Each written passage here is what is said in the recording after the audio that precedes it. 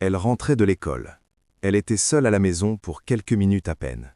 Et quand ses parents sont rentrés, elle avait disparu, sans laisser la moindre trace.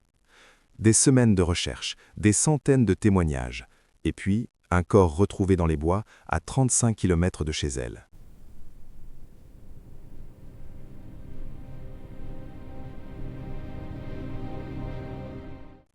Ce qui allait suivre, les arrestations, les procès, les erreurs, les mensonges et la vérité enfouie pendant 35 ans, allait devenir l'une des affaires les plus bouleversantes de l'histoire du Canada.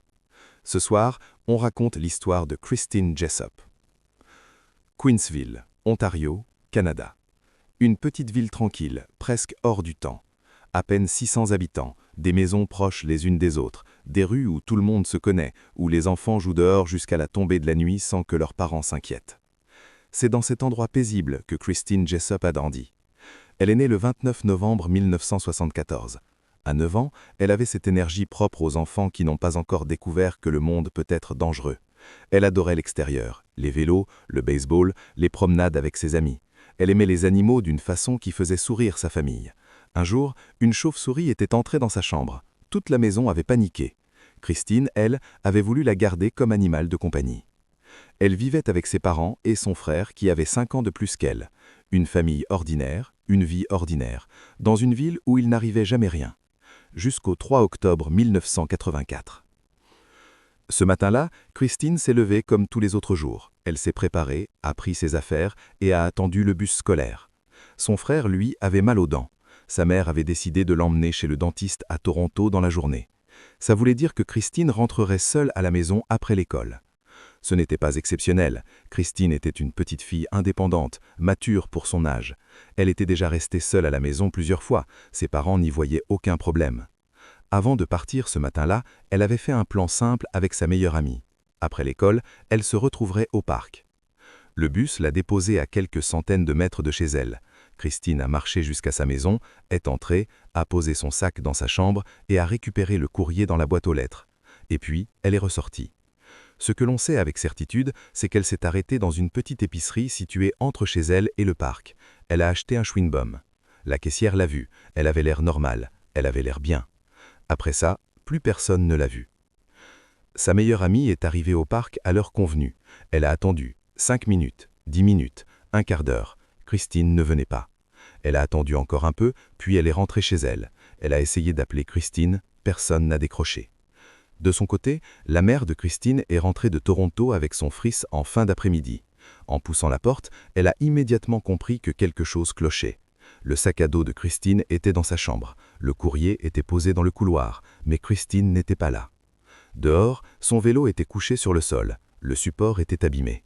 Christine aimait ce vélo, elle en prenait toujours grand soin, elle ne le laisserait jamais comme ça. Et dans l'entrée, sa veste était accrochée à un crochet trop haut pour elle, beaucoup trop haut. Christine ne pouvait pas atteindre ce crochet toute seule. Sa mère a regardé ces détails, elle a essayé de trouver une explication rationnelle. Elle a pensé que Christine était peut-être sortie jouer et qu'elle rentrerait bientôt. Elle a attendu. Mais quand le soir a commencé à tomber et que Christine n'était toujours pas revenue, quelque chose s'est brisé à l'intérieur d'elle. Christine ne disparaissait jamais sans prévenir. Ce n'était pas son habitude, ce n'était pas son caractère.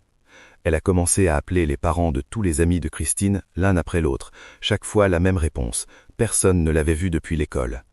À 19h, la mère de Christine a appelé la police. Pour les policiers de Queensville, ce genre d'appel n'était pas rare. En général, il s'agissait d'enfants qui avaient perdu la notion du temps en jouant ou qui s'étaient disputés avec leurs parents et avaient décidé de faire une fugue improvisée. Dans la plupart des cas, ils rentraient d'eux-mêmes avant la nuit. Mais cette fois, quelque chose dans la voix de la mère les a convaincus d'organiser une recherche dès le soir même. Des dizaines de résidents ont répondu à l'appel. Ils ont sillonné les rues, les parcs, les ruelles. Ils ont cherché dans les endroits où Christine avait l'habitude de traîner. Rien. La nuit passa, le lendemain matin, encore plus de monde a rejoint les recherches. Les appels téléphoniques affluèrent. Des témoins pensaient avoir vu une fillette quelque part, dans une voiture, au coin d'une rue, mais aucun de ces signalements n'était suffisamment précis pour être exploitable. Aucune image de surveillance, aucune piste concrète. Les jours passaient, puis les semaines. La zone de recherche s'élargit aux fermes et aux forêts qui entouraient la ville. Des équipes ont ratissé les alentours mètre par mètre. Christine restait introuvable.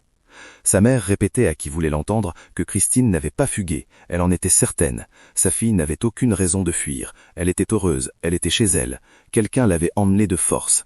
Mais sans preuve, sans piste, les enquêteurs avançaient dans le vide. Il faut noter un détail important que beaucoup ignoraient à l'époque.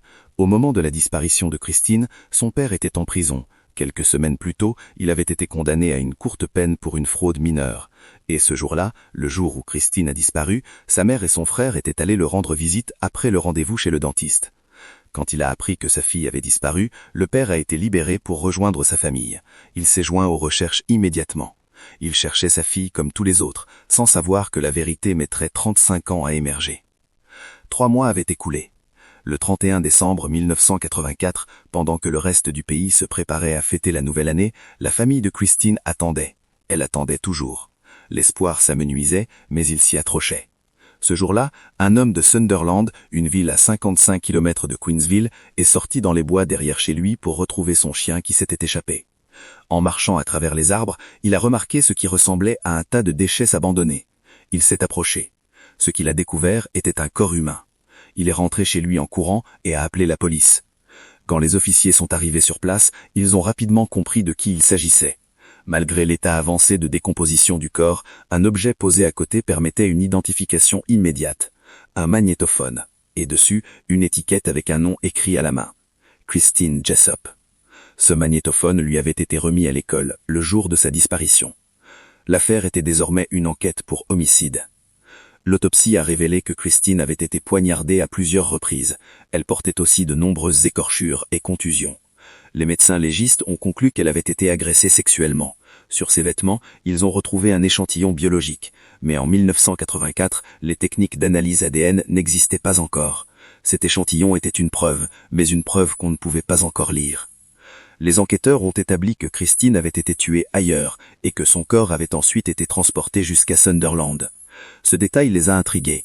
Pourquoi rouler 55 km pour abandonner un corps alors que la région autour de Queensville offrait des centaines d'endroits discrets? Peut-être que le tueur connaissait Sunderland, peut-être qu'il y avait des attaches là-bas, peut-être qu'il cherchait à brouiller les pistes. Une chose semblait certaine aux enquêteurs. Christine avait probablement suivi son agresseur volontairement. Elle n'avait pas été traînée de force, elle était montée dans cette voiture sans se méfier, ce qui voulait dire qu'elle connaissait cet homme, et que cet homme venait très probablement de Queensville. Les policiers ont interrogé presque chaque habitant de la ville, ils ont épluché les casiers judiciaires, suivi des dizaines de pistes, et chaque fois ils revenaient bredouille. Jusqu'au 14 février 1985. Ce matin-là, les détectives sont retournés parler à la mère de Christine. Encore une fois, ils lui ont posé la même question. Y avait-il quelqu'un dans son entourage dont le comportement lui avait paru étrange ces derniers mois? Cette fois, elle a répondu différemment. Elle a mentionné la famille Morin, leurs voisins les plus proches. Une famille respectée, bien intégrée. Le père dirigeait une petite entreprise, réparait les choses pour tout le monde, rendu service à la moitié de la ville. Ses 6 enfants adultes travaillaient avec lui. Un d'eux s'appelait Guy-Paul Morin. Il avait 25 ans, il vivait encore chez ses parents, il était calme, réservé. Peu de relations sociales, même s'il avait quelques amis et une petite amie. Il se tenait un peu à l'écart des autres. Et il jouait de la clarinette. Ce dernier détail a immédiatement retenu l'intérêt des enquêteurs.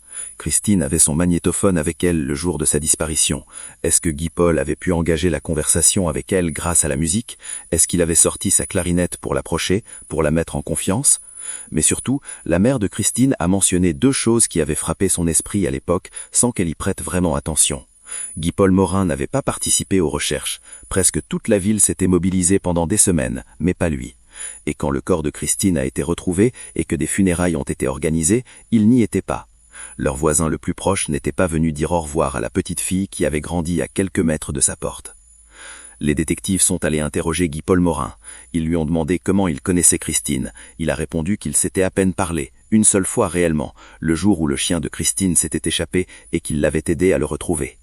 Ils lui ont demandé où il se trouvait le jour de la disparition. Il a répondu qu'il travaillait à 30 km de là, jusqu'à 15h32 environ. Ensuite, il s'est arrêté dans une épicerie, puis dans une station-service et est rentré chez lui vers 17h. Sa famille pouvait le confirmer. Avant de partir ce matin-là, un détective lui a posé une dernière question, presque anodine. Qu'est-ce qu'il pensait de Christine? Guy-Paul Morin a répondu qu'elle était une enfant douce et agréable. Puis il a ajouté quelque chose d'étrange, quelque chose qu'un homme innocent n'aurait probablement jamais dit. Mais parfois, les enfants grandissent et deviennent corrompus. Cette phrase a tout changé. Les enquêteurs ont commencé à vérifier son alibi détail par détail. Ils ont confirmé l'heure de fin de travail. Ils ont confirmé les arrêts à l'épicerie et à la station-service. Tout concordait. Selon leurs calculs, il était mathématiquement impossible que Guy-Paul Morin arrive chez Christine avant que sa mère ne rentre. Mais la mère de Christine avait dit qu'elle est rentrée à 16h15. Elle s'en souvenait précisément parce qu'elle avait regardé l'horloge en entrant dans la cuisine. Les policiers ont insisté. Encore et encore. Était-elle vraiment certaine? Ne pouvait-elle pas s'être trompée de quelques minutes? Juste quelques minutes suffiraient à changer tout le calcul. Progressivement, sous la pression, elle a commencé à douter. Peut-être qu'elle était rentrée un peu plus tard qu'elle ne le pensait. Peut-être que l'horloge n'affichait pas exactement ce dont elle se souvenait. C'était suffisant pour les enquêteurs. Ils ont fouillé la voiture de Guy-Paul Morin et ont trouvé des fibres textiles dans le coffre. Envoyées au laboratoire, elles étaient déclarées compatibles avec le pull de Christine le jour de sa disparition. Des cheveux retrouvés sur le corps de Christine ont également été jugés